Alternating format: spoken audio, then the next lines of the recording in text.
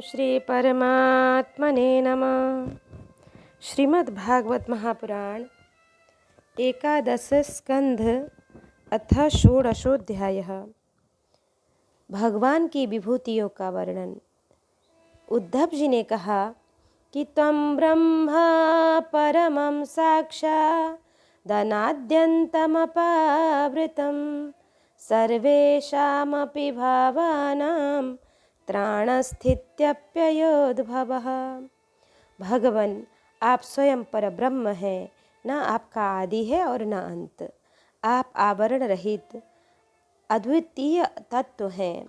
समस्त प्राणियों के और पदार्थों की उत्पत्ति, स्थिति, रक्षा और प्रलय के कारण भी आप ही हैं।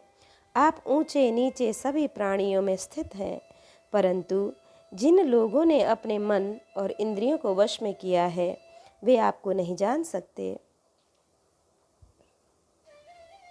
परंतु जिन लोगों ने अपने मन और इंद्रियों को वश में नहीं किया है वे आपको नहीं जान सकते। आपकी यथोचित उपासना तो ब्रह्मवेत्ता पुरुष ही करते हैं। बड़े बड़े ऋषि महर्षि आपके जिन रूपों और विभूतियों की परम भक्ति के साथ उपासना करके सिद्धि प्राप्त करते हैं, वह आप मुझसे कहिए। समस्त प्राणियों के जीवन दाता प्रभु, आप समस्त प्राणियों के अंतरात्मा हैं। आप उनमें अपने को गुप्त रख कर लीला करते रहते हैं। आप तो सबको देखते हैं, परंतु जगत के प्राणी आपकी माया से ऐसे मोहित हो रहे हैं कि वे आपको नहीं देख पाते। अचिंत ऐश्वर्य संपन्न प्रभु, पृथ्वी, स्वर्ग, पाताल तथा दिशा विदिशाओं में आपके प्रभाव से युक्त जो भी विभूतियां हैं, आप कृपा करके मुझसे उनका वर्णन कीजिए। प्रभु, मैं आपके उन चरण कमलों की वंदना करता हूँ जो समस्त तीर्थों को भी तीर्थ बनाने वाले हैं। भगवन, मुझे कृतार्थ कीजिए। भगवान श्री कृष्ण ने कहा, प्रिय उद्धव, तुम प्रश्न का मर्म समझने वालों में शिरोमणि हो। जिस समय कुरुक्षेत्र में कौरव पांडवों का युद्ध छिड़ा हुआ था, उस समय शत्रुओं से युद्ध के लिए तत्पर अर्जुन ने मुझसे यही प्रश्न किया था। अर्जुन के मन में ऐसी धारणा हुई कि कुटुंबियों को मारना और सो भी राज्य के लिए बहुत ही निंदनीय अधर्म है। साधारण पुरुष के समान वह यह सोच रहा था कि मैं मारने वाला हूँ और ये सब मरने वाले हैं। यह सोचकर वह युद्ध से उपरत हो गया। तब मैंने रणभूमि में बहुत सी युक्तियां देकर वीर शिरोमणि अर्जुन को समझाया था। उस समय अर्जुन ने भी मुझसे यही प्रश्न किया था जो तुम कह रहे हो, जो तुम कर रहे हो। उद्धव, मैं समस्त प्राणियों का आत्मा, हितैषी, सुहृद और ईश्वर नियामक हूँ। मैं ही इन समस्त प्राणियों और पदार्थों के रूप में हूँ और इनकी उत्पत्ति, स्थिति एवं प्रलय का कारण भी हूँ। गतिशील पदार्थों में मैं गति हूँ, अपने अधीन करने वालों में मैं काल हूँ, गुणों में मैं उनकी मूल स्वरूपा साम्यावस्था हूँ और जितने भी गुणवान पदार्थ हैं उनमें उनका स्वाभाविक गुण हूँ। गुणयुक्त वस्तुओं में मैं क्रिया शक्ति प्रधान प्रथम कार्य सूत्रात्मा हूँ और महानों में ज्ञान शक्ति प्रधान प्रथम कार्य महतत्व हूँ। सूक्ष्म वस्तुओं में मैं जीव हूँ और कठिनाइयों से वश में होने वालों में मैं मन हूँ। मैं वेदों का अभिव्यक्ति स्थान हिरण्यगर्भ हूँ और मंत्रों में 3 मात्राओं ओम वाला ओंकार हूँ। मैं अक्षर में अकार, छंदों में त्रिपदा गायत्री हूँ। समस्त देवताओं में इंद्र, 8 वसुओं में अग्नि, 12 आदित्यों में विष्णु और 11 रुद्रों में नील लोहित नामक रुद्र हूँ।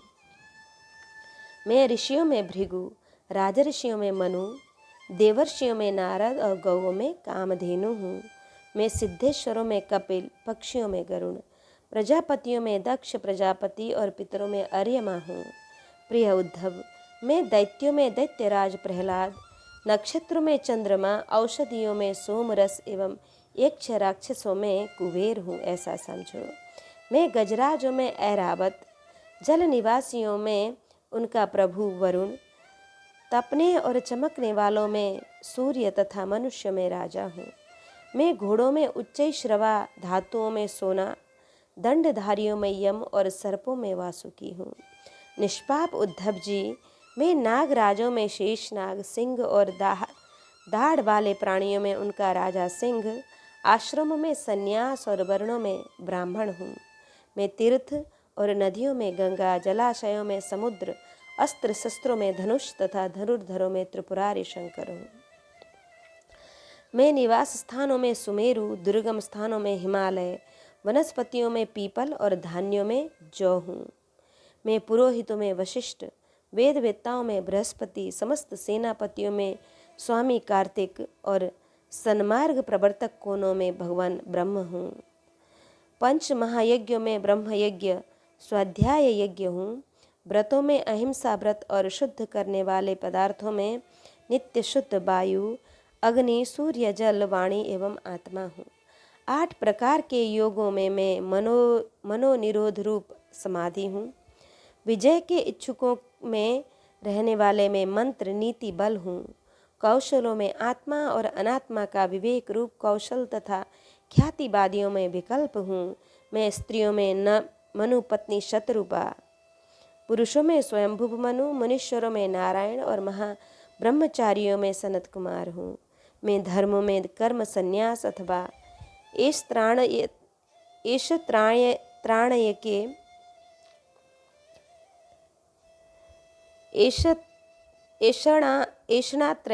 ऐषणात्रय के त्याग द्वारा संपूर्ण प्राणियों को अभय दान रूप सच्चा सन्यासी हूँ। अभय के साधनों में आत्मस्वरूप का अनुसंधान हूँ। अभिप्राय गोपन के साधनों में मधुर वचन एवं मौन हूँ। और स्त्री पुरुषों के जोड़ों में मैं प्रजापति हूँ। जिनके शरीर के 2 भागों से पुरुष और स्त्री का पहला जोड़ा पैदा हुआ, सदा सावधान रहकर जागने वालों में संवत्सर रूप काल में हूँ। ऋतुओं में वसंत, महीनों में मार्गशीर्ष और नक्षत्र में अभिजित हूँ। मैं युगों में सत्य युग, विवेकियों में महर्षि देवल और असित, व्यासों में श्री कृष्ण द्वैपायन व्यास तथा कवियों में मनस्वी शुक्राचार्य हूँ। सृष्टि की उत्पत्ति और लय, प्राणियों के जन्म और मृत्यु तथा विद्या और अविद्या के जानने वाले भावनाओं में विशिष्ट महापुरुषों में मैं वासुदेव हूँ। मैं प्रेमी भक्तों में तुम उद्धव,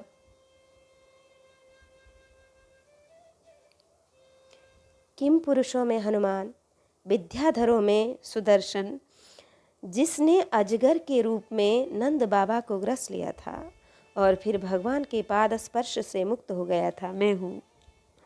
रत्नों में पद्य राग, लाल सुंदर वस्तुओं में कमल की कली, तृणों में कुश और हविष्यों में गाय का घी हूँ।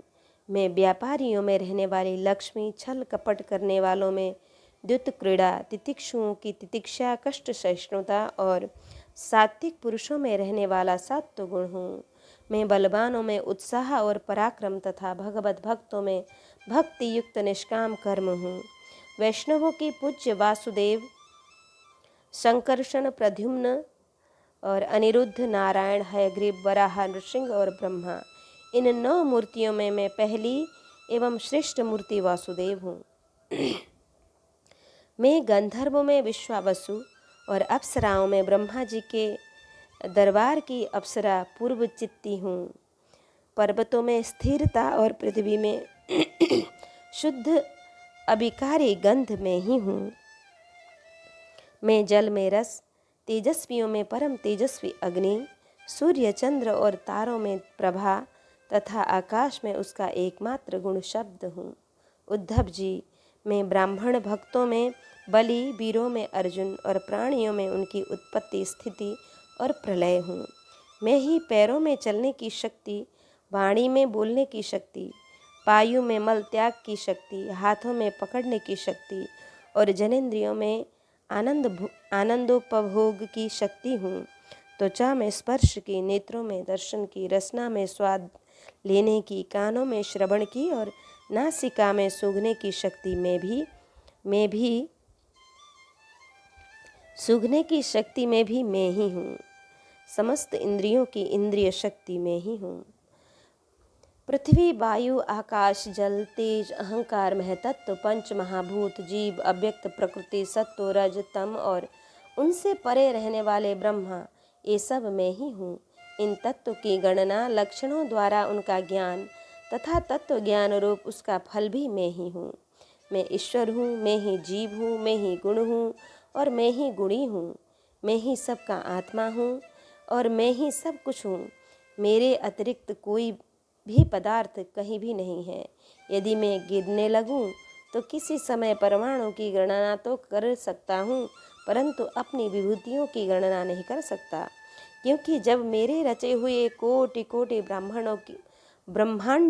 ब्रह्मांडों की भी गणना नहीं हो सकती, तब मेरी विभूतियों की गणना तो हो ही कैसे सकती है।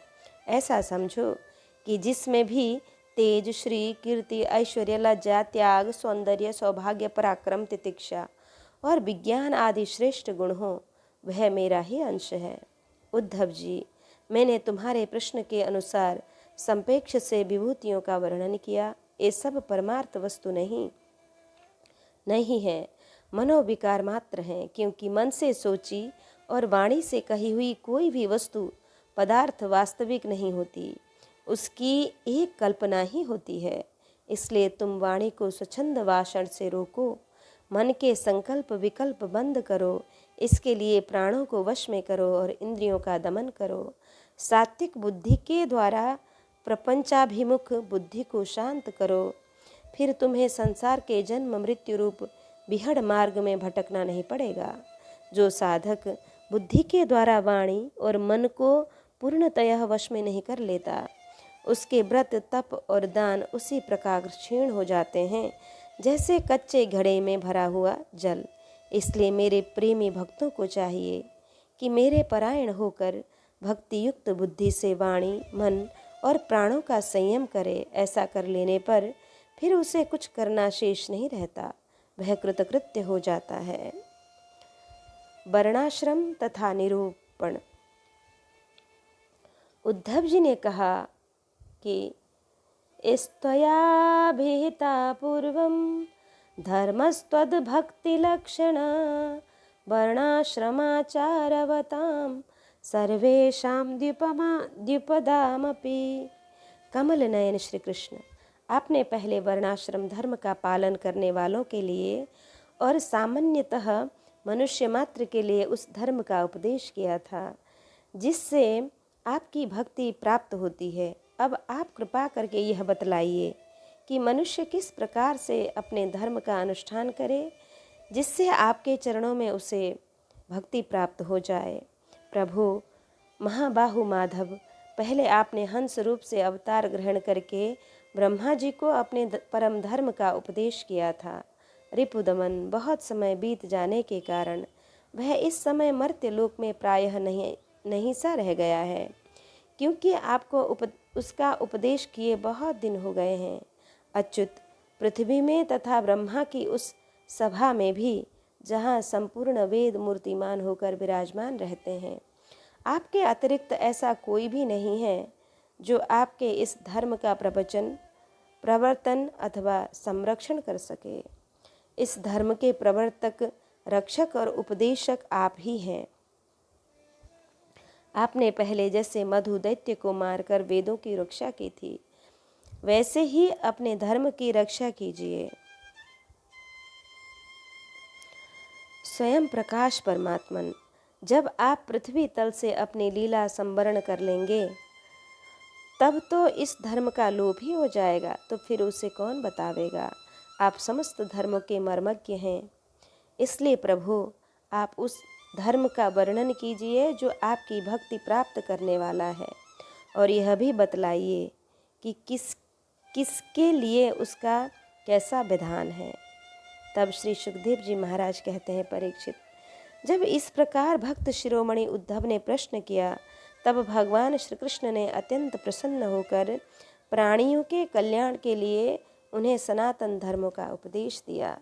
भगवान श्री कृष्ण ने कहा कि धर्म एष तव प्रश्नो नैश्रेयसकरो नृणां वर्णाश्रमाचारवतां तमुद्भव निबोध में। प्रिय उद्धव, तुम्हारा प्रश्न धर्ममय है, क्योंकि इससे वर्णाश्रम धर्मी मनुष्य को परम कल्याण स्वरूप मोक्ष की प्राप्ति होती है। अतः मैं तुम्हें उन धर्मों का उपदेश करता हूँ, सावधान होकर सुनो। जिस समय इस कल्प का प्रारंभ हुआ था और पहला सत्य युग चल रहा था, उस समय सभी मनुष्यों का हंस नामक एक ही वर्ण था। उस युग में सब लोग जन्म से ही कृतकृत्य होते थे, इसलिए उसका एक नाम कृतयुग भी है। उस समय केवल प्रणव ही वेद था और तपस्या, सोच, दया तथा सत्य रूप 4 चरणों में युक्त में भी वृषभ रूपधारी धर्म था। उस समय के निष्पाप एवं परम तपस्वी भक्त जन मुझ हंस स्वरूप शुद्ध परमात्मा की उपासना करते थे। परम भाग्यवान उद्धव, सत्य युग के बाद त्रेता युग का आरंभ होने पर मेरे हृदय से श्वास प्रश्वास के द्वारा ऋग्वेद, सामवेद और यजुर्वेद रूप त्रैविद्या प्रकट हुई और उस त्रैविद्या से होता अध्वर्यु और उद्गाता के कर्म रूप 3 भेदों वाले यज्ञ के रूप में मैं प्रकट हुआ। विराट पुरुष के मुख से ब्राह्मण, भुजा से क्षत्रिय और जंघा से वैश्य और चरणों से शूद्रों की उत्पत्ति हुई। उनकी पहचान उनके स्वभाव अनुसार और आचरण से होता है। उद्धव जी, विराट पुरुष भी मैं ही हूँ, इसलिए मेरे उरुस्थल से गृहस्थाश्रम, हृदय से ब्रह्मचर्याश्रम और वक्षस्थल से वानप्रस्थाश्रम और मस्तक से संन्यासाश्रम की उत्पत्ति हुई। इन वर्ण और आश्रमों के पुरुषों के स्वभाव भी इनके जन्मस्थान के अनुसार उत्तम, मध्यम और अधम हो गए। अर्थात उत्तम स्थानों से उत्पन्न होने वाले वर्ण और आश्रमों के स्वभाव उत्तम और अधम स्थानों से उत्पन्न होने वालों के अधम हुए। शम, दम, तपस्या, पवित्रता, संतोष, क्षमाशीलता, सीधापन, मेरी भक्ति, दया और सत्य, ये ब्राह्मण वर्ण के स्वभाव हैं। और तेज, बल, धैर्य, वीरता, सहनशीलता, उदारता, उद्योगशीलता, स्थिरता, ब्राह्मण भक्ति और ऐश्वर्य ये क्षत्रियों के स्वभाव हैं। आस्तिकता, दानशीलता, दंभहीनता, ब्राह्मणों की सेवा करना और धन संचय से संतुष्ट न होना, ये वैश्य वर्ण के स्वभाव हैं। ब्राह्मण गौ और देवताओं की निष्कपट भाव से सेवा करना और उसी से जो कुछ मिल जाए उसमें संतुष्ट रहना, ये शूद्र वर्ण के स्वभाव हैं। अपवित्रता, झूठ बोलना, चोरी करना, ईश्वर और परलोक की परवाह न करना, झूठ मूठ झगड़ना और काम, क्रोध एवं तृष्णा के वश में रहना, ये अंत्यजनों के स्वभाव हैं। उद्धव जी, चारों वर्णों और चारों आश्रमों के लिए साधारण धर्म यह है कि मन, वाणी और शरीर से किसी की हिंसा न करे, सत्य पर दृढ़ रहे, चोरी न करे, काम, क्रोध तथा लोभ से बचे रहे और जिन कामों के करने से समस्त प्राणियों की प्रसन्नता और उनका भला हो वही करे। ब्राह्मण, क्षत्रिय तथा वैश्य गर्भाधान आदि संस्कारों के क्रम से यज्ञोपवीत संस्कार रूप द्वितीय जन्म प्राप्त करके गुरुकुल में रहें और अपनी इंद्रियों को वश में रखें। आचार्य के बुलाने पर वेद का अध्ययन करे और उसके अर्थ का भी विचार न करे। मेखला, मृगचर्म वर्ण के अनुसार दंड, रुद्राक्ष की माला, यज्ञोपवीत और कमंडल धारण करे। सिर पर जटा रखे, शौकीनी के लिए दांत और वस्त्र न धोवे, रंगीन आसन पर न बैठे और कुश धारण करे। स्नान, भोजन, हवन, तप और मलमूत्र त्याग के समय मौन रहे और कक्ष तथा गुप्तेंद्रिय के बाल और नाखूनों को कभी न काटे।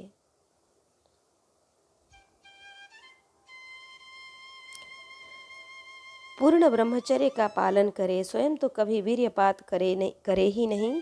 यदि स्वप्न आदि में वीर्य स्खलित हो जाए तो जल में स्नान करके प्राणायाम करे एवं गायत्री का जप करे। ब्रह्मचारी को पवित्रता के साथ एकाग्र चित्त होकर अग्नि, सूर्य, आचार्य, गौ, ब्राह्मण, गुरु, वृद्धजन और देवताओं की उपासना करनी चाहिए तथा सायंकाल और प्रातःकाल मौन होकर संध्योपासन एवं गायत्री का जप करना चाहिए। आचार्य को मेरा ही स्वरूप समझे, कभी उनका तिरस्कार न करे, उन्हें साधारण मनुष्य समझकर दोष दृष्टि न करे, क्योंकि गुरु सर्वदेवमय होता है। सायंकाल और प्रातःकाल दोनों समय जो कुछ भिक्षा में मिले वह लाकर गुरुदेव के आगे रख दे। केवल भोजन ही नहीं, जो कुछ हो सब तदंतर उनके आज्ञा अनुसार बड़े संयम से भिक्षा आदि का यथोचित उपयोग करे। आचार्य यदि जाते हों तो उनके पीछे पीछे चले, उनके सो जाने के बाद बड़ी सावधानी से उनसे थोड़ी दूर पर सोवे। थके हों तो पास बैठकर चरण दबावे और बैठे हों तो उनके आदेश की प्रतीक्षा में हाथ जोड़कर पास में खड़ा रहे। इस प्रकार अत्यंत छोटे व्यक्ति की भांति सेवा शुश्रूषा के द्वारा सदा सर्वदा आचार्य की आज्ञा में तत्पर रहे। जब तक विद्याध्ययन समाप्त न हो तब तक सब प्रकार के भोगों से दूर रहकर इस प्रकार गुरुकुल में निवास करे और कभी अपना ब्रह्मचर्य व्रत खंडित न होने दे। यदि ब्रह्मचारी का विचार हो कि मैं मूर्तिमान वेदों के निवास स्थान ब्रह्मलोक में जाऊं, तो उसे आजीवन नैष्ठिक ब्रह्मचर्य व्रत ग्रहण कर लेना चाहिए और वेदों के स्वाध्याय के लिए अपना सारा जीवन आचार्य की सेवा में ही समर्पित कर देना चाहिए। ऐसा ब्रह्मचारी सचमुच ब्रह्म तेज से संपन्न हो जाता है और उसके सारे पाप नष्ट हो जाते हैं। उसे चाहिए कि अग्नि गुरु अपने शरीर और समस्त प्राणियों में मेरी ही उपासना करे और यह भाव रखे कि मेरे तथा सबके हृदय में एक ही परमात्मा विराजमान है। ब्रह्मचारी, वानप्रस्थ और सन्यासियों को चाहिए कि वे स्त्रियों को देखना, स्पर्श करना, उससे बातचीत या हंसी मस्खरी आदि करना दूर से ही त्याग दे। मैथुन करते हुए प्राणियों पर तो दृष्टिपात तक न करे। प्रिय उद्धव, शौच, आचमन, स्नान, संध्योपासन, सरलता, तीर्थ सेवन, जप, समस्त प्राणियों में मुझे ही देखना, मन, वाणी और शरीर का संयम, यह ब्रह्मचारी, गृहस्थ, वानप्रस्थ और सन्यासी, यह ब्रह्मचारी, गृहस्थ, वानप्रस्थ और सन्यासी सभी के लिए एक सा नियम है। अस्पृश्यों को न छूना, अभक्ष्य वस्तुओं को न खाना और जिनसे बोलना नहीं चाहिए उनसे न बोलना, ये नियम भी सबके लिए हैं। नैष्ठिक ब्रह्मचारी ब्राह्मण इन नियमों का पालन करने से अग्नि के समान तेजस्वी हो जाता है। तीव्र तपस्या के कारण उसके कर्म संस्कार भस्म हो जाते हैं, अंतःकरण शुद्ध हो जाता है और वह मेरा भक्त होकर मुझे प्राप्त कर लेता है। हे प्यारे उद्धव, यदि नैष्ठिक ब्रह्मचर्य ग्रहण करने की इच्छा न हो, गृहस्थाश्रम में प्रवेश करना चाहता हो, तो विधिपूर्वक वेदाध्यायन समाप्त करके आचार्य को दक्षिणा देकर और उनकी अनुमति लेकर समावर्तन संस्कार करावे। स्नातक बनकर ब्रह्मचर्याश्रम छोड़ दे। ब्रह्मचारी को चाहिए कि ब्रह्मचर्य आश्रम के बाद गृहस्थ अथवा वानप्रस्थ आश्रम में प्रवेश करे। यदि ब्राह्मण हो तो संन्यास भी ले सकता है। यदि ब्राह्मण हो तो संन्यास भी ले सकता है, अथवा उसे चाहिए कि क्रमशः एक आश्रम से दूसरे आश्रम में प्रवेश करे, किंतु मेरा आज्ञाकारी भक्त बिना आश्रम के रहकर अथवा विपरीत क्रम से आश्रम परिवर्तन कर स्वेच्छाचार में न प्रवृत्त हो। प्रिय उद्धव, यदि ब्रह्मचर्याश्रम के बाद गृहस्थाश्रम स्वीकार करना हो तो ब्रह्मचारी को चाहिए कि अपने अनुरूप एवं शास्त्रोक्त लक्षणों से संपन्न कुलीन कन्या से विवाह करे। वह अवस्था में अपने से छोटी और अपने ही वर्ण की होनी चाहिए।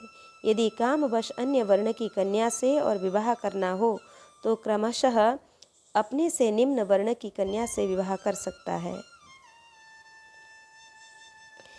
यज्ञादि अध्ययन और दान करने का अधिकार ब्राह्मण, क्षत्रिय एवं वैश्यों को समान रूप से है, परंतु दान लेने, पढ़ाने और यज्ञ कराने का अधिकार केवल ब्राह्मणों को ही है। ब्राह्मण को चाहिए कि इन तीनों प्रवृत्तियों में प्रतिग्रह अर्थात दान लेने की वृत्ति को तपस्या, तेज और यश का नाश करने वाली समझकर पढ़ाने और यज्ञ कराने के द्वारा ही अपना जीवन निर्वाह करे। और यदि इन दोनों वृत्तियों में भी दोष दृष्टि हो, परालंबन, दीनता आदि दोष दिखते हों, तो अन्न कटने के बाद खेतों में पड़े हुए दाने बीन कर ही अपने जीवन का निर्वाह कर ले। उद्धव, ब्राह्मण का शरीर अत्यंत दुर्लभ है। यह इसलिए नहीं है कि इसके द्वारा तुच्छ भोग, विषय भोग ही भोगे जाएं। यह तो जीवन पर्यंत कष्ट भोगने, तपस्या करने और अंत में अनंत आनंद स्वरूप मोक्ष की प्राप्ति करने के लिए ही है।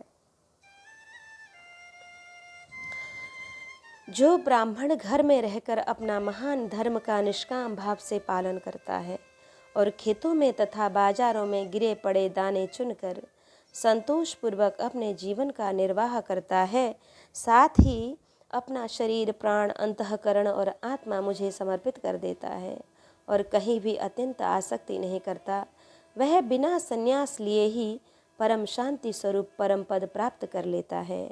जो लोग विपत्ति में पड़े कष्ट पा रहे मेरे भक्त ब्राह्मणों को विपत्तियों से बचा लेते हैं, उन्हें मैं शीघ्र ही समस्त आपत्तियों से उसी प्रकार बचा लेता हूँ जैसे समुद्र में डूबते हुए प्राणी को नौका बचा लेती है। राजा पिता के समान सारी प्रजा का कष्ट से उद्धार करे, उन्हें बचावे, जैसे गजराज दूसरे गजों की रक्षा करता है और धीर होकर स्वयं अपने आप से अपना उद्धार करे। जो राजा इस प्रकार प्रजा की रक्षा करता है, वह सारे पापों से मुक्त होकर अंतः समय में सूर्य के समान तेजस्वी विमान पर चढ़कर स्वर्ग लोक में जाता है और इंद्र के साथ सुख भोगता है। यदि ब्राह्मण अध्यापन अथवा यज्ञादि से अपनी जीविका न चला सके तो वैश्य वृत्ति का आश्रय ले ले और जब तक विपत्ति दूर न हो जाए तब तक करे। यदि बहुत बड़ी आपत्ति का सामना करना पड़े तो तलवार उठाकर क्षत्रियों की वृत्ति से भी अपना काम चला ले, परंतु किसी भी अवस्था में नीचों की सेवा, जिसे स्वान वृत्ति कहते हैं, न करे। इसी प्रकार यदि क्षत्रिय भी प्रजा पालन आदि के द्वारा अपने जीवन का निर्वाह न कर सके तो वैश्य वृत्ति, व्यापार आदि कर ले। बहुत बड़ी आपत्ति हो तो शिकार के द्वारा अथवा विद्यार्थियों को पढ़ाकर अपनी आपत्ति के दिन काट दे, परंतु नीचों की सेवा, स्वान वृत्ति का आश्रय कभी न ले।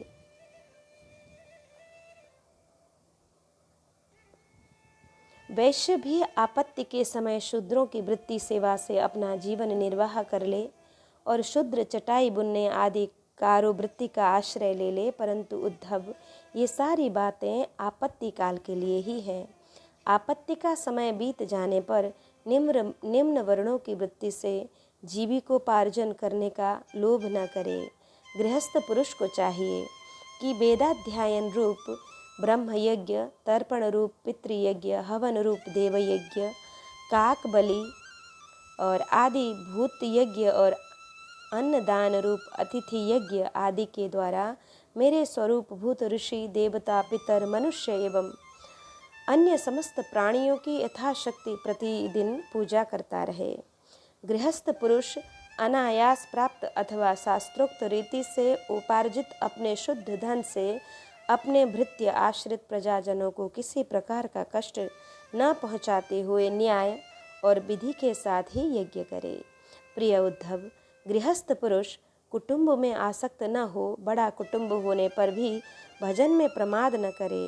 बुद्धिमान पुरुष को यह भी समझ लेनी चाहिए कि जैसे इस लोक की सभी वस्तुएं नाशवान हैं, वैसे ही स्वर्गादि परलोक के भोग भी नाशवान ही है।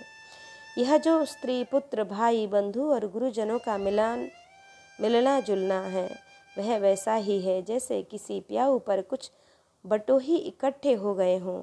सबको अलग अलग रास्ते जाना है, जैसे स्वप्न नींद टूटने तक ही रहता है। वैसे ही इन मिलने जुलने वालों का संबंध भी बस शरीर के रहने तक ही रहता है। फिर तो कौन किसको पूछता है, कौन किसको पूछता है। गृहस्थी को चाहिए कि इस प्रकार विचार करके घर गृहस्थी में फंसे नहीं, उसमें इस प्रकार अनासक्त भाव से रहे मानो कोई अतिथि निवास कर रहा हो, जो शरीर आदि में अहंकार और घर आदि में ममता नहीं करता, उसे घर गृहस्थी के फंदे बांध नहीं सकते। भक्तिमान पुरुष गृहस्थोचित शास्त्रोक्त कर्मों के द्वारा मेरी आराधना करता हुआ घर में ही रहे, अथवा यदि पुत्रवान हो तो वानप्रस्थ आश्रम में चला जाए या संन्यासाश्रम स्वीकार कर ले। प्रिय उद्धव, जो लोग इस प्रकार का गृहस्थ जीवन न बिताकर घर गृहस्थों में ही आसक्त हो जाते हैं, स्त्री पुत्र और धन की कामनाओं में फंसकर हाय हाय करते रहते हैं और मूढ़तावश स्त्री लंपट और कृपण होकर मैं मेरे के फेरे में पड़ जाते हैं, वे बंध जाते हैं। वे सोचते हैं कि हाय हाय, मेरे माँ बाप बूढ़े हो गए, पत्नी के बाल बच्चे अभी छोटे छोटे हैं, मेरे ना रहने पर ये दीन अथवा अनाथ हो दुखी हो जाएंगे, फिर इनका जीवन कैसे रहेगा। इस प्रकार घर गृहस्थी की वासना से जिसका चित्त विक्षिप्त हो रहा है, वह मूढ़ बुद्धि पुरुष विषय भोगों से कभी तृप्त नहीं होता, उन्हीं में उलझ कर अपना जीवन खो बैठता है और मरकर घोर तमोमय नरक में जाता है। वानप्रस्थ और सन्यासी के धर्म भगवान श्री कृष्ण कहते हैं कि वनम विविक्षु पुत्रेषु भार्यां न्यस्य सहैव वा वन एव वसेच्छान्तस् तृतीयं भागमायुषः। प्रिय उद्धव, यदि गृहस्थ मनुष्य वानप्रस्थ आश्रम में जाना चाहे तो अपनी पत्नी को पुत्रों के हाथ सौंप दे, अथवा अपने साथ ही ले ले और फिर शांत चित्त से अपनी आयु का तीसरा भाग वन में ही रहकर व्यतीत करे। उसे वन के पवित्र कंद मूल और फलों से ही शरीर निर्वाह करना चाहिए। वस्त्र की जगह वृक्षों की छाल पहने अथवा घास पात और मृग छाला से ही काम निकाले। केश, रोएं, नख और मूछ दाढ़ी रूप शरीर के मल को हटावे नहीं, दातुन न करे, जल में घुसकर त्रिकाल स्नान करे और धरती पर ही पड़े रहे। ग्रीष्म ऋतु में पंचाग्नि तपे, वर्षा ऋतु में खुले मैदान में रहकर वर्षा की बौछार सहे, जाड़े के दिनों में गले तक जल में डूबा रहे।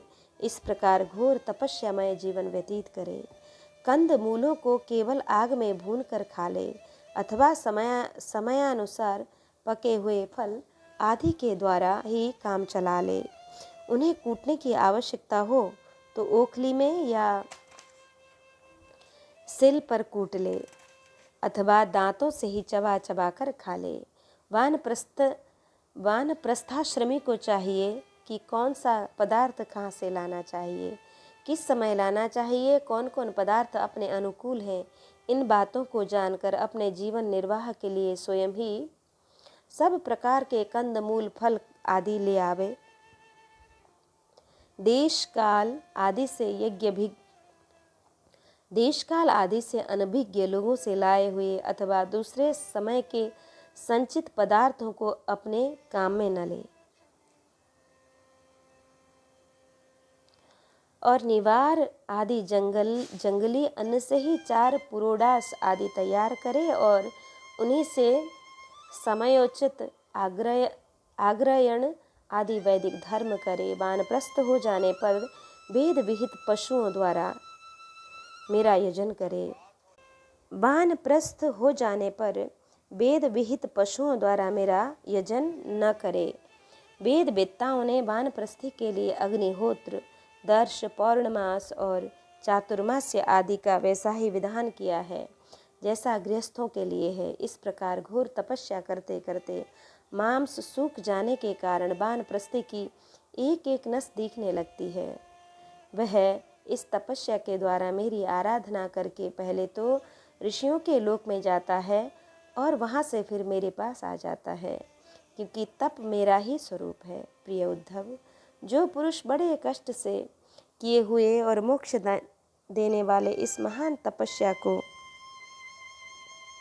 स्वर्ग, ब्रह्मलोक आदि छोटे मोटे फलों की प्राप्ति के लिए करता है, उससे बढ़कर मूर्ख और कौन होगा। इसलिए तपस्या का अनुष्ठान निष्काम भाव से ही करना चाहिए। प्यारे उद्धव, वानप्रस्थी जब अपने आश्रमोचित नियमों का पालन करने में समर्थ हो जाए, बुढ़ापे के कारण उसका शरीर कांपने लगे, तब यज्ञाग्नियों को भावना के द्वारा अपने अंतःकरण में आरोपित कर ले और अपना मन मुझ में लगाकर अग्नि में प्रवेश कर जाए। यह विधान केवल उनके लिए है जो विरक्त नहीं है। यदि उसकी समझ में यह बात आ जाए कि काम्य कर्मों से उनके फल स्वरूप जो लोग प्राप्त होते हैं वे नरकों के समान ही दुखपूर्ण हैं और मन में लोक परलोक से पूरा वैराग्य हो जाए, तो विधिपूर्वक यज्ञाग्नियों का परित्याग करके संन्यास ले ले। जो वानप्रस्थी संन्यास होना चाहे वह पहले वेद विधि के अनुसार 8 प्रकार के श्राद्ध और प्राजापत्य यज्ञ से मेरा यजन करे। इसके बाद अपना सर्वस्व ऋत्विज को दे दे, यज्ञाग्नि को अपने प्राणों में लीन कर ले और फिर किसी भी स्थान, वस्तु और व्यक्तियों की अपेक्षा न रखकर स्वच्छंद विचरण करे। उद्धव जी, जब ब्राह्मण संन्यास लेने लगता है तब देवता लोग स्त्री पुत्रादि सगे संबंधियों का रूप धारण करके उनके संन्यास ग्रहण में विघ्न डालते हैं। वे सोचते हैं कि अरे, यह तो हम लोगों की अवहेलना कर हम लोगों को लांघकर परमात्मा को प्राप्त होने जा रहा है। यदि सन्यासी वस्त्र धारण करे तो केवल लंगोटी लगा ले और अधिक से अधिक उसके ऊपर एक ऐसा छोटा सा टुकड़ा लपेट ले कि जिसमें लंगोटी ढक जाए, तथा आश्रमोचित दंड और कमंडलों के अतिरिक्त और कोई भी वस्तु अपने पास न रखे। यह नियम आपत्ति काल को छोड़कर सदा के लिए है। नेत्रों से धरती देखकर पैर रखे, कपड़े में छान कर जल पिए, मुँह से प्रत्येक बात सत्यपूत सत्य से पवित्र हुई ही निकले और शरीर से जितने भी काम करे बुद्धिपूर्वक सोच विचार कर ही करे। वाणी के लिए मौन, शरीर के लिए निश्चिष्ट स्थिति और मन के लिए प्राणायाम दंड है। जिसके पास ये तीनों दंड नहीं है वह केवल शरीर पर बांस के दंड धारण करने से दंडी स्वामी नहीं हो जाता। सन्यासी को चाहिए कि जातिच्युत और गोघाती आदि पतितों को छोड़कर चारों वर्णों की भिक्षा ले, केवल अनिश्चित 7 घरों से जितना मिल जाए उतने से ही संतोष कर ले। इस प्रकार भिक्षा लेकर बस्ती के बाहर जलाशय पर जाए, वहाँ हाथ पैर धोकर जल के द्वारा भिक्षा पवित्र कर ले, फिर शास्त्रोक्त पद्धति से जिन्हें भिक्षा का भाग देना चाहिए उन्हें देकर जो कुछ बचे उसे मौन होकर खा ले। दूसरे समय के लिए बचा कर न रखे और न अधिक मांग कर ही लाए। सन्यासी को पृथ्वी पर अकेले ही विचरना चाहिए, उसकी कहीं भी आसक्ति न हो, सब इंद्रियां अपने वश में हों, वह अपने आप में ही मस्त रहे, आत्मा प्रेम से ही तन्मय रहे, प्रतिकूल से प्रतिकूल परिस्थितियों में भी धैर्य रखे और सर्वत्र समान रूप से स्थित परमात्मा का अनुभव करता रहे। सन्यासी को निर्जन और निर्भय एकांत स्थान में रहना चाहिए। उसका हृदय निरंतर मेरी भावना से विशुद्ध बना रहे, वह अपने आप को मुझसे अभिन्न और अद्वितीय अखंड के रूप में चिंतन करे। वह अपनी ज्ञान निष्ठा से चित्त के बंधन और मोक्ष पर विचार करे तथा निश्चय करे कि इंद्रियों का विषयों के लिए विक्षिप्त होना, चंचल होना बंधन है और उनको संयम में रखना ही मोक्ष है। इसलिए सन्यासी को चाहिए कि मन एवं 5 ज्ञानेंद्रियों को जीत ले, भोगों की क्षुद्रता समझकर उसकी ओर से सर्वथा मुँह मोड़ ले और अपने आप में ही परम आनंद का अनुभव करे। इस प्रकार वह मेरी भावना से भरकर पृथ्वी में विचरता रहे। केवल भिक्षा के लिए ही नगर, गांव, अहिरों की बस्ती या यात्रियों की टोली में जाए। पवित्र देश, नदी, पर्वत, वन और आश्रमों से पूर्ण पृथ्वी में बिना कहीं ममता जोड़े घूमता फिरता रहे। भिक्षा भी अधिकतर वानप्रस्थियों के आश्रम से ही ग्रहण करे, क्योंकि कटे हुए खेतों के दाने से बनी हुई भिक्षा शीघ्र ही चित्त को शुद्ध कर देती है और उससे बचा कुचा मोह दूर होकर सिद्धि प्राप्त हो जाती है। विचारवान सन्यासी दृश्यमान जगत को सत्य वस्तु कभी नहीं समझे, क्योंकि यह तो प्रत्यक्ष ही नाशवान है। इस जगत में कहीं भी अपने चित्त को लगाए नहीं। इस लोक और परलोक में जो कुछ करने पाने की इच्छा हो उससे विरक्त हो जाए। सन्यासी विचार करे कि आत्मा में जो मन, वाणी और प्राणों का संघात रूप यह जगत है, वह सारा का सारा माया ही है।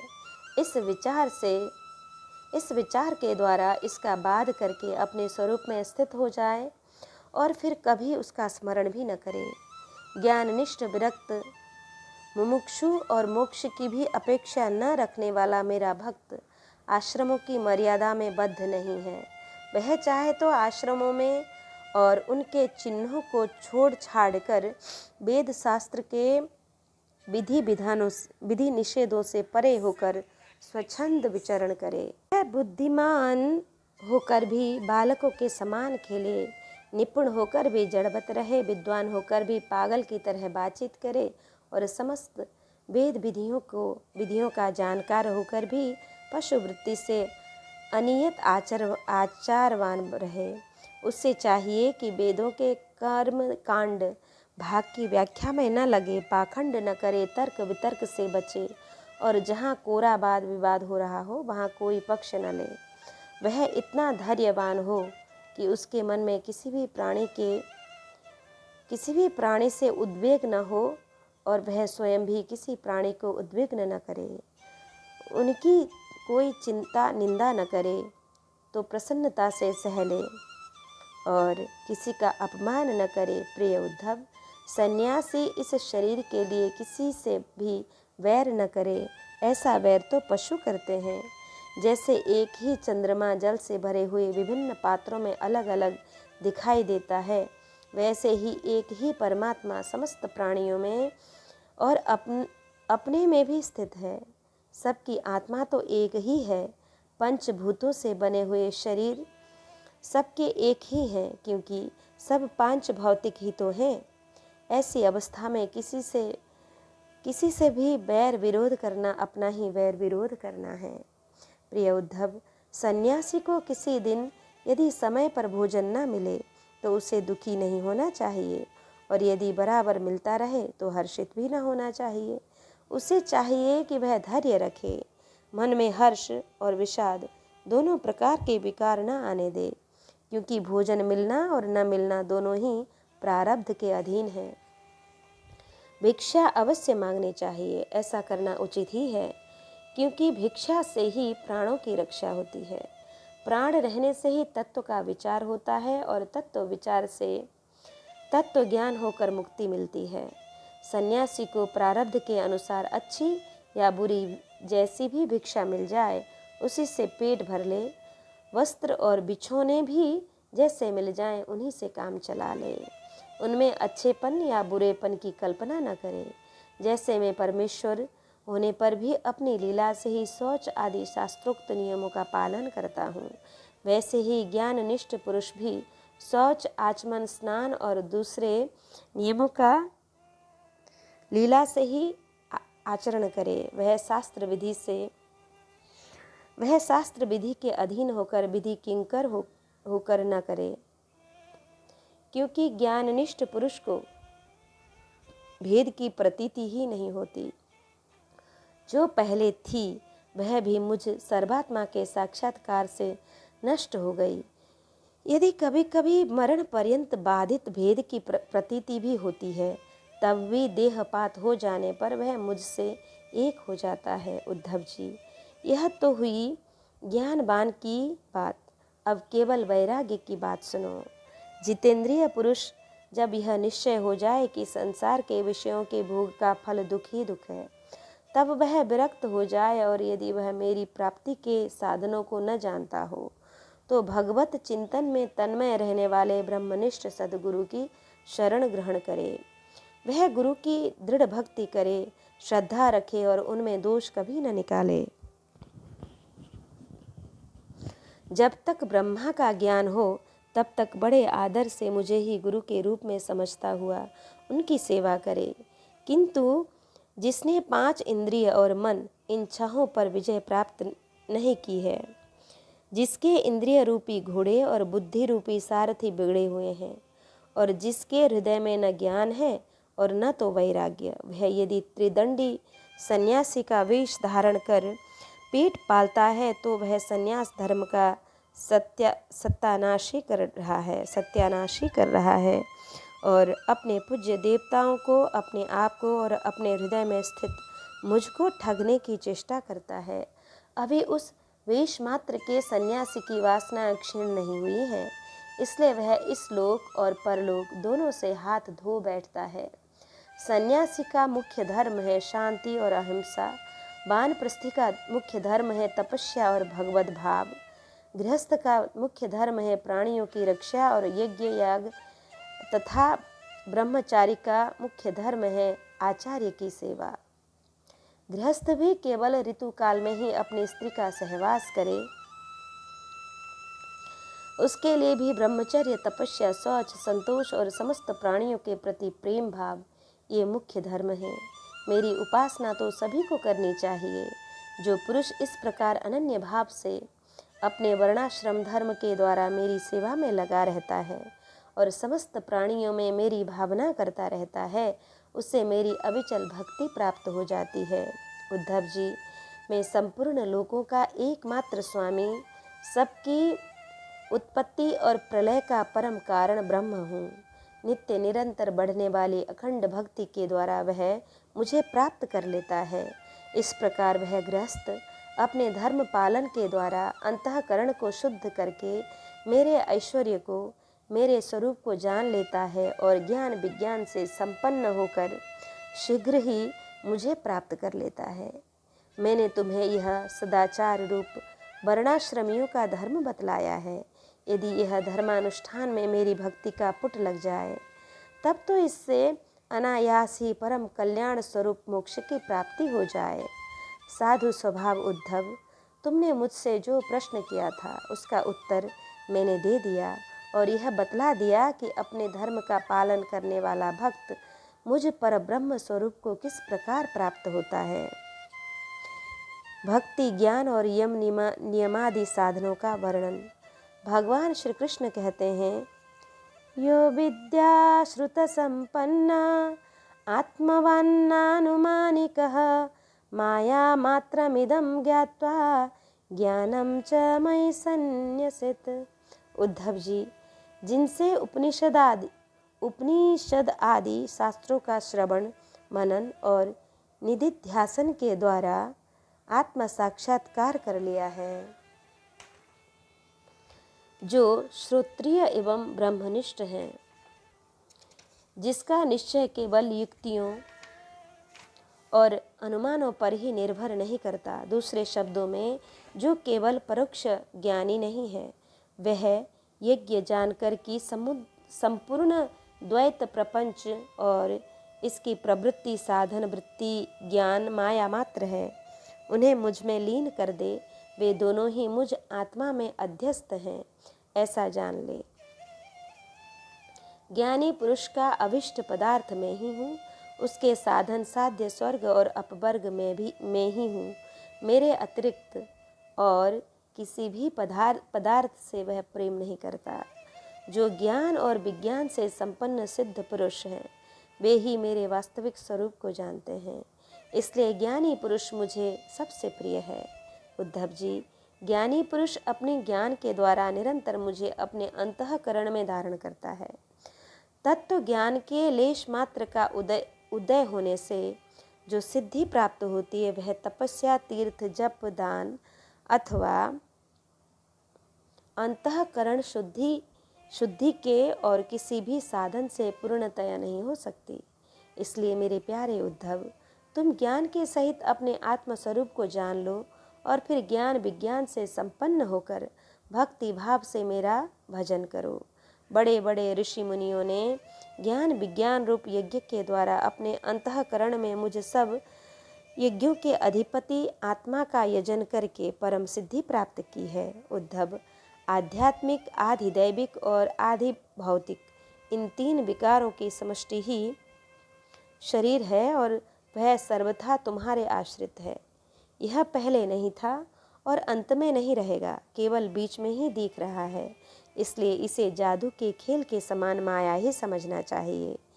इसके जो जन्मना, रहना, बढ़ना, बदलना, घटना और नष्ट होना, ये 6 भाव विकार हैं। इनसे तुम्हारा कोई संबंध नहीं है। यही नहीं, ये विकार उनसे भी नहीं है, यह विकार उनके भी नहीं है, क्योंकि वह स्वयं असत है। असत वस्तु तो पहले नहीं थी, बाद में भी नहीं रहेगी, इसलिए बीच में भी उसका कोई अस्तित्व नहीं है। उद्धव जी ने कहा, विश्वरूप हे परमात्मन, आप ही विश्व के स्वामी हैं। आपका यह वैराग्य और विज्ञान से युक्त सनातन एवं विशुद्ध ज्ञान जिस प्रकार सुदृढ़ हो जाए, उसी प्रकार मुझे स्पष्ट करके समझाइए और उस अपने भक्ति योग का भी वर्णन कीजिए जिसे ब्रह्मा आदि महापुरुष भी ढूंढा करते हैं। मेरे स्वामी, जो पुरुष इस संसार के विकट मार्ग में तीनों तापों के थपेड़े खा रहे हैं और भीतर बाहर जल भुन रहे हैं, उनके लिए आपके अमृतमय अमृत वर्षी युगल चरणार बिंदों की छत्र छाया के अतिरिक्त और कोई भी आश्रय नहीं दिखता। महानुभाव, आपका यह अपना सेवक अंधेरे कुएं में पड़ा हुआ है। काल रूपी सर्प ने इसे डस रखा है, फिर भी विषय के क्षुद्र सुख भोगों की तीव्र तृष्णा मिटती नहीं, बढ़ती ही जा रही है। आप कृपा करके इसका उद्धार कीजिए और इससे मुक्त करने वाली वाणी की सुधा धारा से इसे सराबोर कर दीजिए। भगवान श्री कृष्ण ने कहा कि इत्था में तत्पुरा राजा भीष्म धर्माभृताम्बहरम अजातशत्रु पप्रच्छ सर्वेषां नोऽनुशृण्वताम्। उद्धव जी, जो प्रश्न तुमने मुझसे किया है, यही प्रश्न धर्मराज युधिष्ठिर ने धार्मिक शिरोमणि भीष्म पितामह से किया था।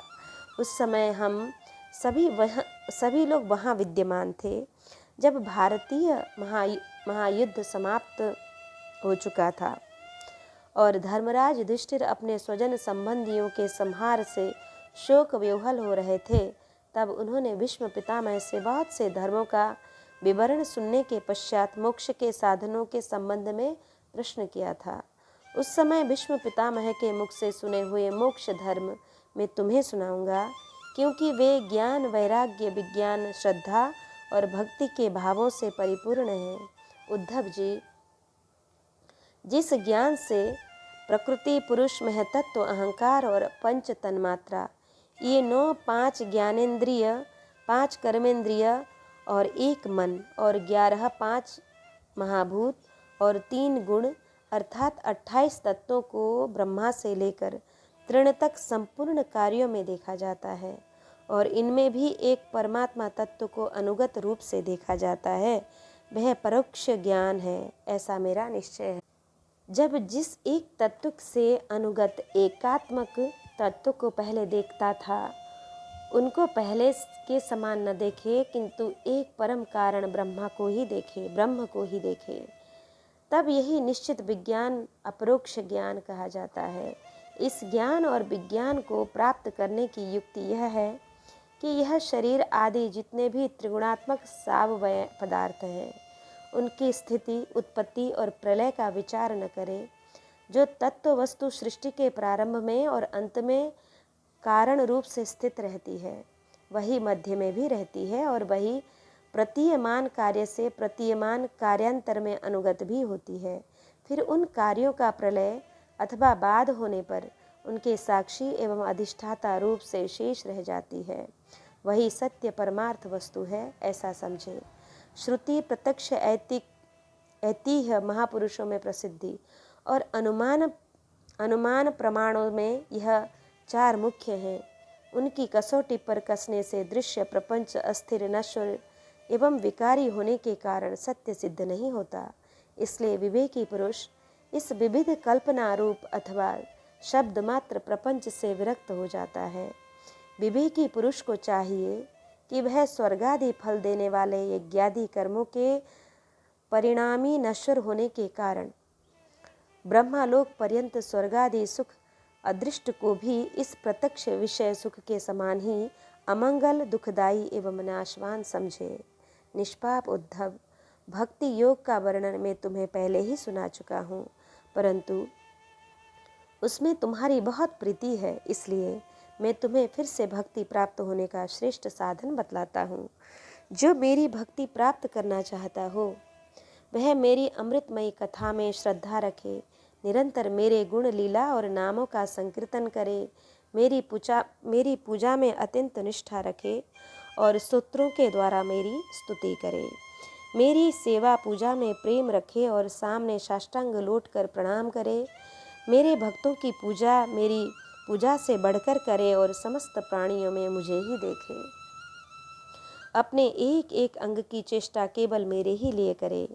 वाणी से मेरे ही गुणों का गान करे और अपना मन भी मुझे ही अर्पित कर दे तथा सारी कामनाएं छोड़ दे।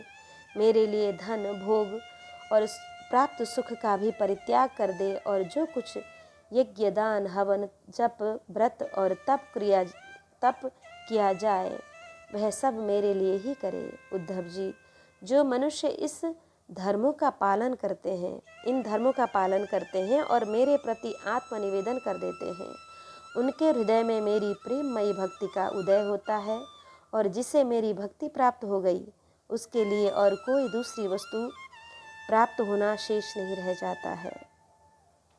इस प्रकार के धर्मों का पालन करने से चित्त में जब सत्व गुण की प्रवृत्ति होती है और वह शांत होकर आत्मा में लग जाता है, उस समय साधक को धर्म, ज्ञान, वैराग्य और ऐश्वर्य स्वयं ही प्राप्त हो जाते हैं।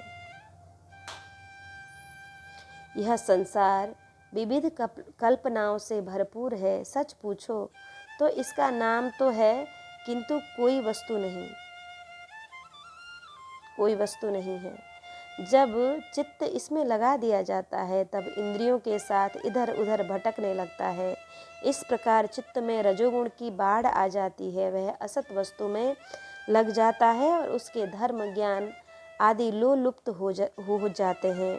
वह अधर्म, अज्ञान और मोह का भी घर बन जाता है। उद्धव, जिससे मेरी भक्ति हो वही धर्म है। जिससे ब्रह्म और आत्मा की एकता का साक्षात्कार हो वही ज्ञान है। विषयों से असंग निर्लेप रहना ही वैराग्य है और अणिमादि सिद्धियां ही ऐश्वर्य हैं। उद्धव जी ने कहा कि यमः कतिविधा प्रोक्तो नियमो वारिकर्षणा कह क्षमा कोदमा कृष्ण का तितिक्षा धृति ही प्रभो। रिपुसूदन, यम और नियम कितने प्रकार के हैं? श्री कृष्ण, शम क्या है, दम क्या है? प्रभु, तितिक्षा और धैर्य क्या है? आप मुझे दान, तपस्या, शूरता, सत्य और व्रत का भी स्वरूप बतलाइए। त्याग क्या है? अविष्ट धन कौन सा है? यज्ञ किसे कहते हैं और दक्षिणा क्या वस्तु है? श्रीमान केशव, पुरुष का सच्चा बल क्या है? भग किसे कहते हैं और लोभ और लाभ क्या वस्तु है? उत्तम विद्या, लज्जा, श्री तथा सुख और दुख का क्या है? पंडित और मूर्खों के लक्षण क्या हैं? सुमार्ग और कुमार्ग का क्या लक्षण है? स्वर्ग और नरक क्या है? भाई बंधु किसे मानना चाहिए और घर क्या है? भगवान, धनवान और निर्धन किसे कहते हैं? कृपण कौन है और ईश्वर किसे कहते हैं? भक्त वत्सल प्रभु, आप मेरे इन प्रश्नों का उत्तर दीजिए और साथ ही इनके विरोधी भावों की भी व्याख्या कीजिए।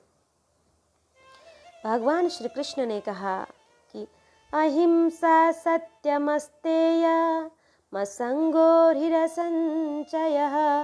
आस्तिक्यं ब्रह्मचर्यं च मौनम स्थैर्यं क्षमा भयम। यम 12 है।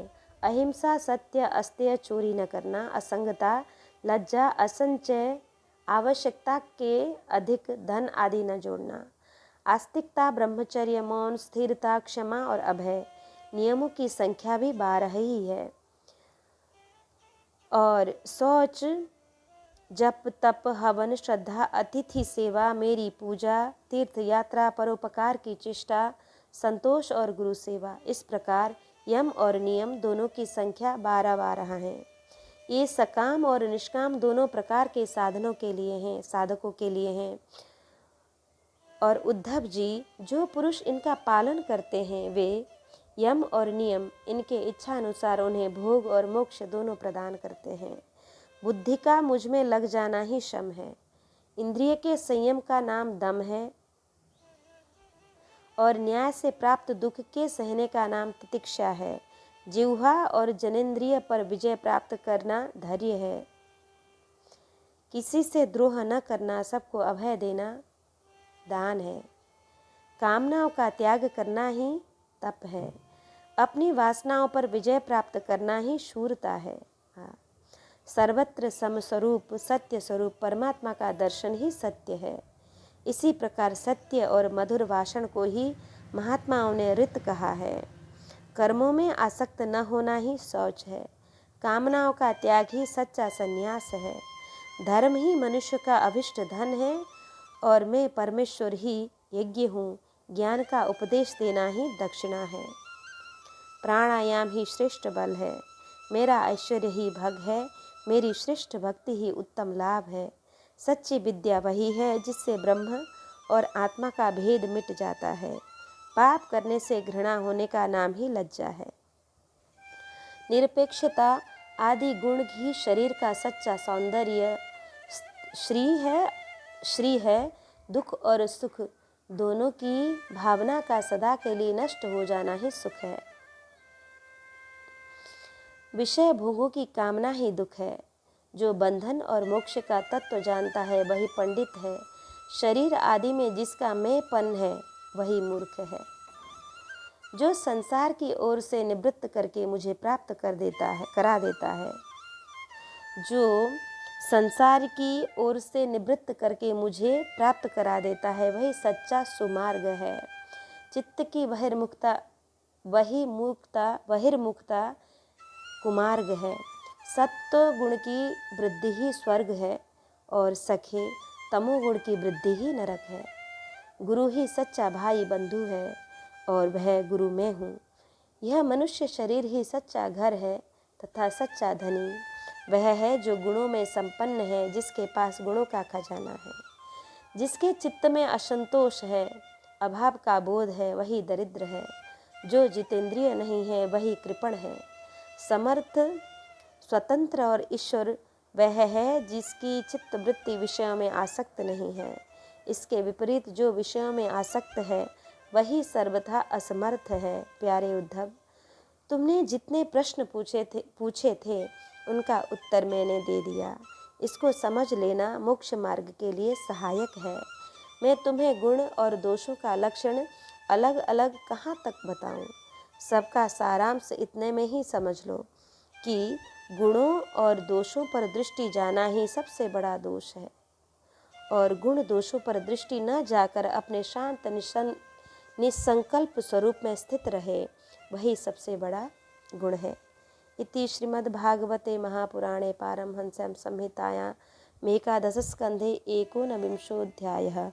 कृष्णाय वासुदेवाय हरये परमात्मने प्रणतक्लेशनाशाय गोविन्दाय नमो नमः।